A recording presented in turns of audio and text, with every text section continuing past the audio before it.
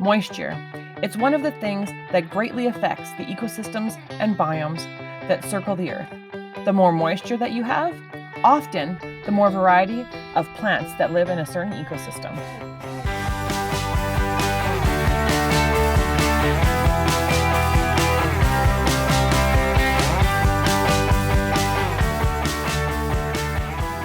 This lesson is going to be on studying organisms and ecosystems.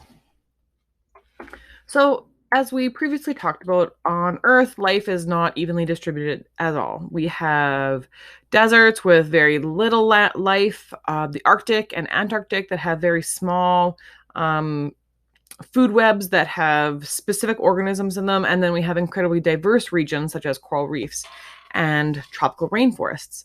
The abiotic factors that dictate this productivity will often have a major effect on the distribution of living things. So the Earth heats unevenly because we get an uneven amount of sunlight. So this doesn't only affect surface temperature, but it also affects the movement of the ocean and atmospheric currents.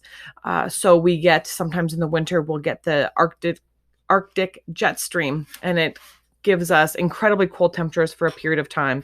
In 2021, we had a heat dome in the summer, and temperatures in Alberta neared 40 degrees Celsius.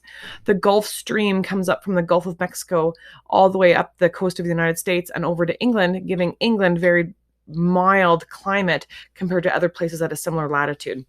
And latitude and longitude, altitude have a similar effect on the distribution of living things, where the higher up in elevation you go, the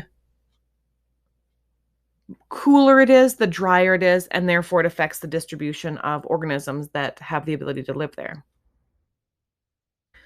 So biomes in general are defined based on their mean annual temperature and precipitation levels. So as the precipitation and temperature increase, the abundance of organisms will increase. But they don't have fixed barriers, and they often blend into other nearby zones. So the parkland will blend into the grassland, which will blend into foothills, which will blend into mountain regions in Alberta. So if we look all over the world, we can see the distribution of tropical rainforests is really near the equator in that orange color. But we also have that light green boreal forest coniferous strip that covers the entire northern hemisphere in almost a circle around the globe. And then we have desert that is actually north of the equator near the Tropic of Cancer, and this is just a region of very low rainfall. If we want to look at factors that limit growth, let's consider the following scenario. So if a small population of bacteria doubled in size every few hours, then at the end of 20 hours, there would be 1 times 10 to the 12. So 1 followed by 12 zeros of bacteria. Within 4 days, the mass of the bacterial colony would be greater than the mass of Earth, which obviously can't happen. So there are limiting factors to growth. Some of these limiting factors are abiotic factors present in the outside environment. So producers, in particular, are limited by the abiotic factors of their environment, predominantly water and light. And this is different at different phases of their life cycles. So biotic factors, living factors, will also affect the rate of growth of a population. In general, these factors may be classified as competition, so between different individuals or between different species. So we look at mule deer versus white-tailed deer versus cows versus bison versus pronghorn antelope. Predation, so deer versus coyotes, or deer versus wolves, or caribou versus wolves. And parasitism. So this is when one organism is attempting to live off of another organism. So in any ecosystem, there's a finite amount of resources available to all the organisms. Therefore, there's competition for these resources. They could be breeding sites, they could be food sources, or it could be abiotic sources such as water.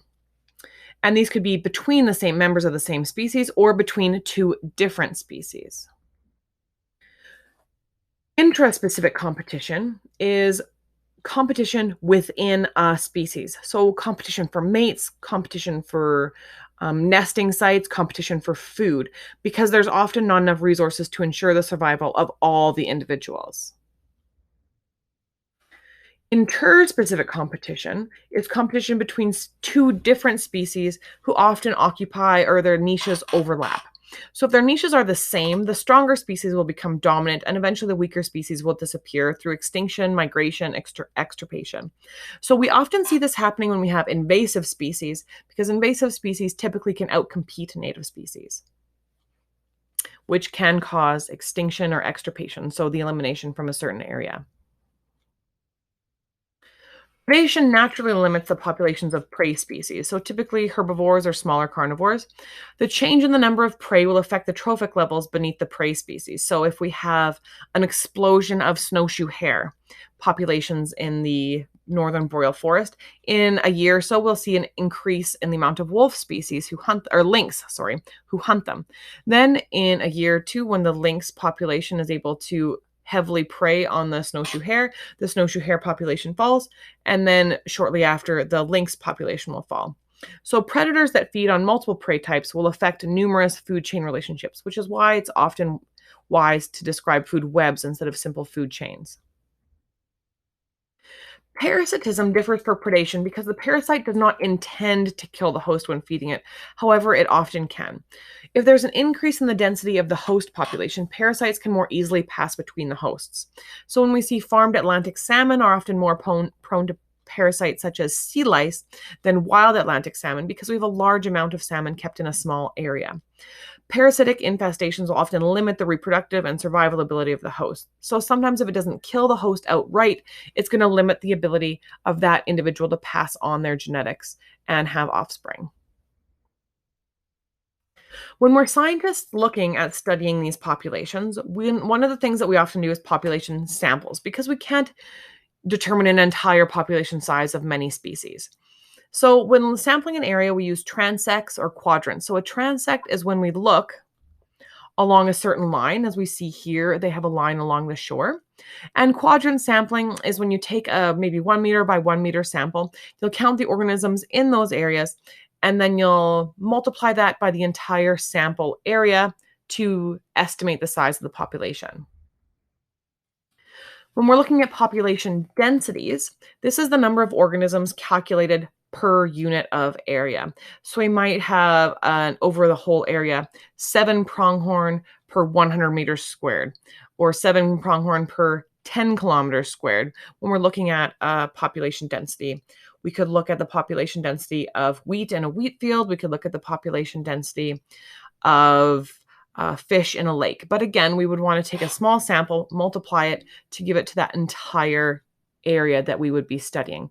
But we also need to know that samples should be random to avoid grouping organisms that may occur in small areas. So we don't want to look at, for example, a nest of wasps. And if we found a nest of wasps in our sample, we can't assume that there's one nest of wasps every meter across a whole field. If you enjoyed this video, check out our website online.plrd.ab.ca and visit us on Facebook, Prairieland Online Academy. You can find out all that's going on with Prairieland Online Academy.